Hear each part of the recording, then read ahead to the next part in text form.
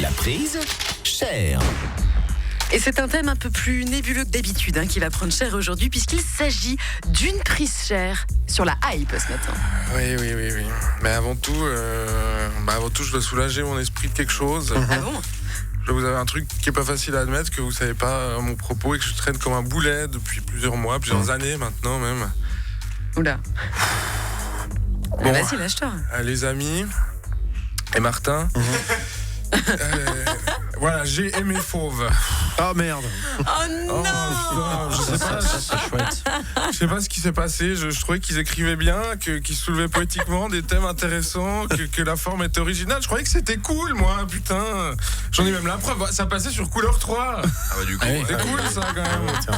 Au début, j'ai l'impression de pas être seul, mais maintenant, je me sens si sale. Mais je vous rassure, très vite, j'ai fait comme tout le monde. J'ai commencé à trouver que c'était de la merde. Et maintenant, ça va. Leur séparation, il y a 2 semaines, m'a fait le même effet qu'un beau but au water polo. C'est-à-dire pas grand-chose.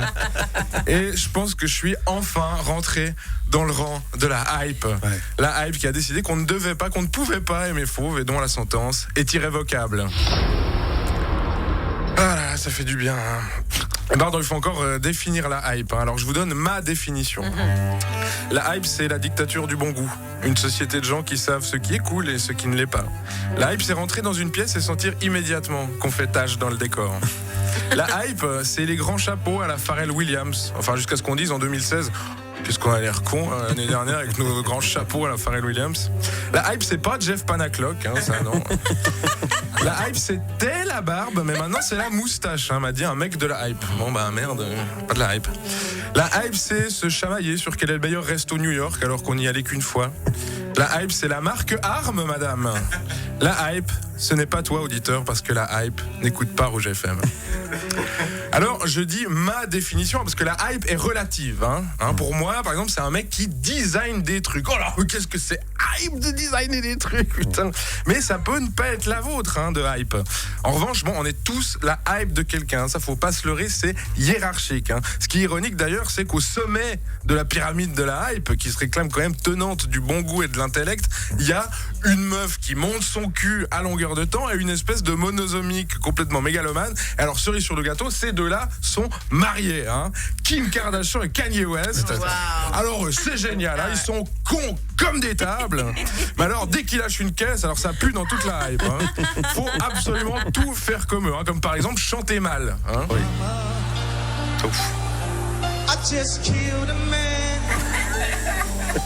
Bon, après, ça descend graduellement. Les fashionistas new-yorkais ou berlinois sont eux-mêmes la hype des new-yorkais et des berlinois dits normaux.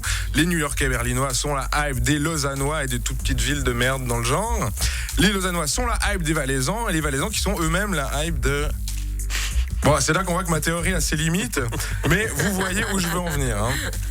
Tout ça pour dire que la hype se situe à peu près partout. Il y a sûrement même de la hype dans la numismatique, la collection des pièces de monnaie.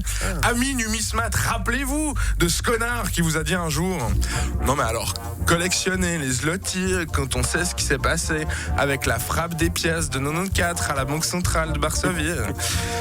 Excuse-moi, mais sauf ton respect, je trouve ça vraiment ridicule, quoi. Ça, c'est de la hype, par exemple. Lâcher des noms ou des anecdotes qui pourraient vaguement vous dire quelque chose et vous faire apprécier la discussion, mais ça ne l'intéresse pas, le hype.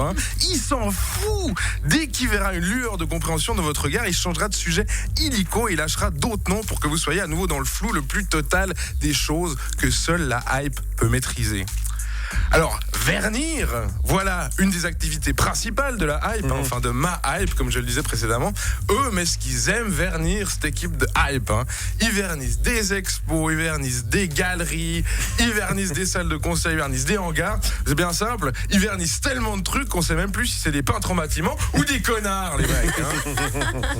Mais le truc marrant, c'est que autant on aime bien la critiquer, notre hype. Il se prend pour qui ? Mais regarde-moi la cagole. Autant quand on se retrouve finalement à causer avec un hype, là on est tout chamboulé. On est tout chamboulé et voilà ce qu'on va dire à son meilleur ami juste après. Eh ben tu vois, ce mec-là, il est sympa. On a parlé, je me rends compte que finalement on le connaît pas. Il m'a donné son numéro, c'était super. Et à propos, la semaine prochaine, j'aurai pas le temps pour boire une bière avec lui. On va vernir encore. On va vernir des vernissages jusqu'à la mort. Eh ben toi, je sais pas si je te reverrai. Parce que t'es petit, t'es moche. télé. Alors à bientôt mon vieux. Hein. À bientôt ou à jamais. À la semaine prochaine. Ah là là, merci Yann Marguet. Aujourd'hui la prise chère consacrée à la hype. Alors que vous soyez hype ou pas, on rigole, mais on se vexe pas surtout. Hein. Rouge FM.